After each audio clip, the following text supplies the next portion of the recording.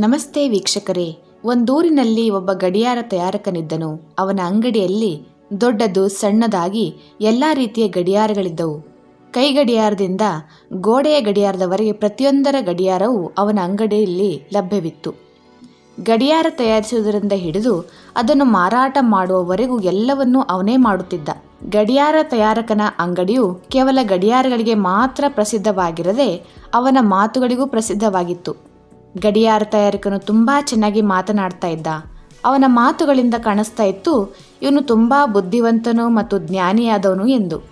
ಅವನು ಬಹುಶಃ ಹವ್ಯಾಸಕ್ಕಾಗಿ ಗಡಿಯಾರಗಳನ್ನು ಇಟ್ಟುಕೊಂಡಿದ್ದಾನೇನೋ ಅಂತ ಅನಿಸ್ತಾ ಇತ್ತು. ಅವನಲ್ಲೇನೋ ವಿಶೇಷತೆ ಕಾಣಿಸ್ತಾ ಇತ್ತು. ಜನರು ಸಲಹೆಯನ್ನು ಕೇಳಲು ಅವನ ಹತ್ರ ಬರ್ತಾ ಇದ್ರು. ಜನರಿಗೆ ಯಾವುದೇ ಸಮಸ್ಯೆ ಅಥವಾ ಯಾವುದೇ ರೀತಿಯ ದ್ವಂದ್ವ ಅಥವಾ ಕಷ್ಟ ಮನಸ್ಸಿನಲ್ಲಿ ಎದುರಾದರೆ ಅವರು ಗಡಿಯಾರ ತಯಾರಕನ ಬಳಿಗೆ ಹೋಗುತ್ತಿದ್ದರು ಮತ್ತು ಗಡಿಯಾರ ತಯಾರಕನು ಅವರ ದ್ವಂದ್ವವನ್ನ ಪರಿಹರಿಸ್ತಾ ಇದ್ದರು. ಅವನ ಹತ್ತಿರ ಹೋದಾಗ ವಿಭಿನ್ನ ರೀತಿಯ ಶಾಂತಿ ಮತ್ತು ಮನಸ್ಸಿನ ಸ್ಥಿರತೆ ಇತ್ತು. ಅದು ಜನರನ್ನು ಅವನತ್ತ ಆಕರ್ಷಿಸ್ತಾ ಇತ್ತು. ಅನೇಕ ಬಾರಿ ಜನರು ಅವನ ಅಂಗಡಿಗೆ ಬರ್ತಾ ಇದ್ರು. ಯಾವುದೇ ಕೆಲಸವಿಲ್ಲದೆ ಕುಳಿತು ಅವನ ಮಾತುಗಳನ್ನ ಕೇಳುತ್ತಾ ಇದ್ರು. ಅವರು ಅವನ ಮಾತುಗಳಲ್ಲಿ ಆಸಕ್ತಿಯನ್ನು ಮತ್ತು ಸಂತೋಷವನ್ನು ಕಂಡುಕೊಳ್ಳುತ್ತಿದ್ದರು. ಅವನು ತುಂಬಾ ಒಳ್ಳೆಯ ವ್ಯಕ್ತಿಯಾಗಿದ್ದ. ಅವನು ಯಾರೊಂದಿಗೂ ಯಾವಾಗಲೂ ಜಗಳವಾಡ್ತಾ ಇರಲಿಲ್ಲ. ಆದರೆ ಅವನು ತನ್ನ ಕೆಲಸವನ್ನಷ್ಟೇ ಮಾಡ್ತಾ ಇದ್ದ. ಆದರೆ ಅವನ ಹತ್ರ ಒಂದು ವಿಶೇಷತೆ ಇತ್ತು. ಗಡಿಯಾರ ತಯಾರಕನು ಎಂದಿಗೂ ಹಿಂದೆ ನಡೆದಿದ್ದರ ಬಗ್ಗೆ ಅಥವಾ ಭವಿಷ್ಯದ ಬಗ್ಗೆ ಮಾತನಾಡ್ತಾ ಇರಲಿಲ್ಲ. ಅವನಿಗೆ ತನ್ನ ಹಳೆಯ ದಿನಗಳಾಗಲಿ ಅಥವಾ ಭವಿಷ್ಯದ ದಿನಗಳಾಗಲಿ ಯಾವುದೇ ಕಳವಳವೂ ಇರಲಿಲ್ಲ. ಅವನು ಯಾವ ವಿಷಯದ ಬಗ್ಗೆ ಮಾತನಾಡ್ತಾನೂ ಇರಲಿಲ್ಲ.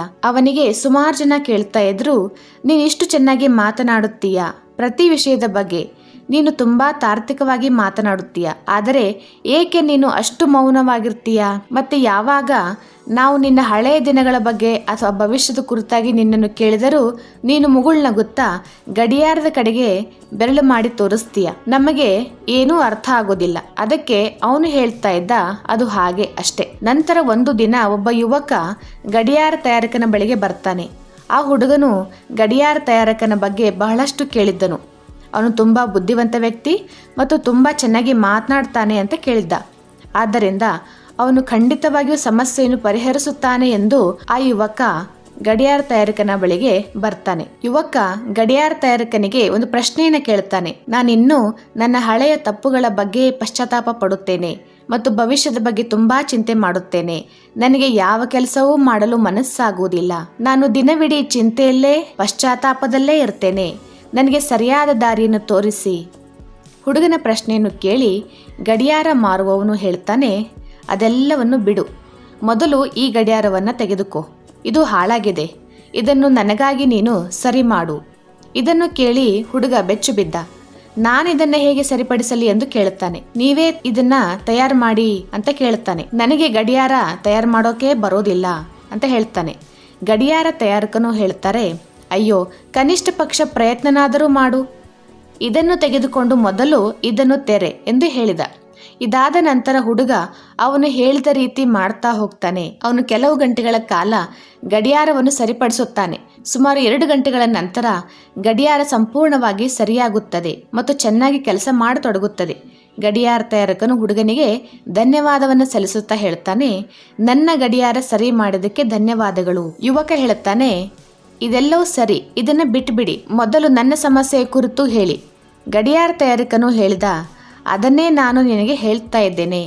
ನೀನು ಈ ಗಡಿಯಾರವನ್ನು ಯಾವಾಗ ಮಾಡುತ್ತಿದ್ದೀಯೋ ನಿನ್ನ ಸಂಪೂರ್ಣ ಗಮನವನ್ನು ಈ ಗಡಿಯಾರದ ಕಡೆ ಕೊಟ್ಟಾಗ ಆಗ ಈ ಗಡಿಯಾರ ತಯಾರಾಯಿತು ಮತ್ತು ಎಲ್ಲವೂ ಚೆನ್ನಾಗಿ ಕೆಲಸ ಮಾಡತೊಡಗಿತು.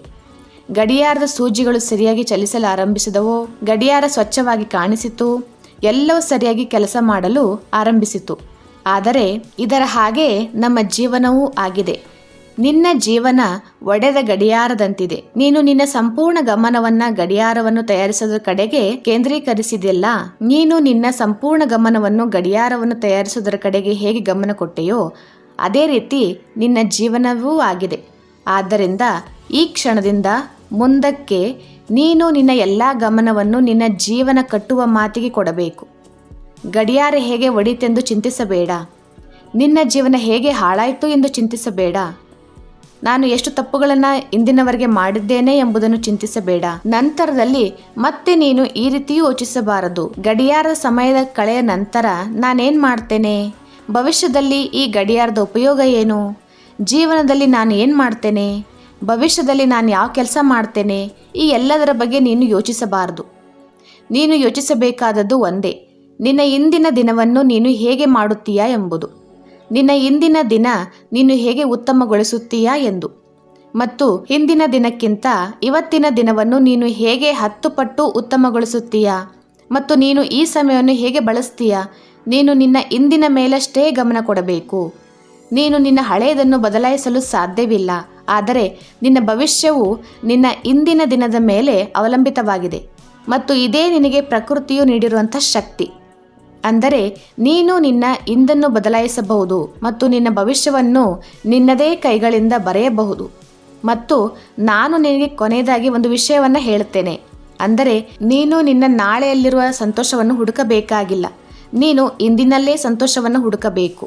ಏಕೆಂದರೆ ನಿನ್ನ ಇಂದಿನ ದಿನವೇ ಒಮ್ಮೆ ನಾಳೆಯಾಗಿ ಬರುತ್ತದೆ. ಮತ್ತು ಈ ಕಥೆಯ ಮೂಲಕ ನೀನು ಅರ್ಥ ಮಾಡಿಕೊಳ್ಳುವಂಥ ವಿಷಯವೇನೆಂದರೆ, ನೀನು ನಿನ್ನ ಇಂದಿನಲ್ಲೇ ಸಂತೋಷವಾಗಿರಲು ಕಲಿತಾ ಇದ್ದರೆ ನಿನ್ನ ಜೀವನ ಮತ್ತು ನಿನ್ನ ಭವಿಷ್ಯ ಉತ್ತಮಗೊಳ್ಳುತ್ತದೆ, ಸಾಮರ್ಥ್ಯಶಾಲಿಯಾಗುತ್ತದೆ, ಶ್ರೀಮಂತವಾಗುತ್ತದೆ. ಈ ಪರಿಸ್ಥಿತಿಯಿಂದ ನಾವೇನು ಅರ್ಥ ಮಾಡಿಕೊಳ್ಳಬೇಕೆಂದರೆ, ಇಂದು ನೀವು ಏನು ಬರೆಯುತ್ತೀರೋ ನಾಳೆ ನೀವು ಇಂದು ಬಿಡಿಸಿದ ಜಾಗದಿಂದಲೇ ಪ್ರಾರಂಭ ಮಾಡುತ್ತೀರಿ. ಅದಕ್ಕಾಗಿ ನಿಮ್ಮ ಇಂದಿನ ದಿನವನ್ನು ಉತ್ತಮಗೊಳಿಸಲು ಪ್ರಾರಂಭಿಸಿ.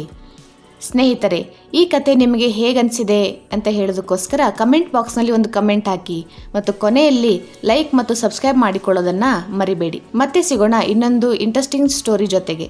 ಧನ್ಯವಾದಗಳು.